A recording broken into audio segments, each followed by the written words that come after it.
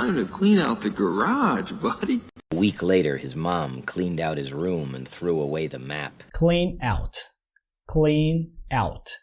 To clean out means to remove everything from a space and clean it thoroughly. Clean out معناها يفرغ أو ينظف. يفرغ حاجة بهدف تنظيفها أو ترتيبها. تعال نستخدمها في أمثلة عشان نفهمها أكتر. For example, she cleaned out the fridge and threw away old food. Fridge يعني ثلاجة.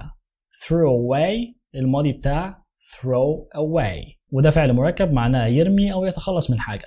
Old food يعني طعام قديم، طعام بايظ أو منتهي الصلاحية أو حاجة. She cleaned out the fridge. هي أفرغت الثلاجة.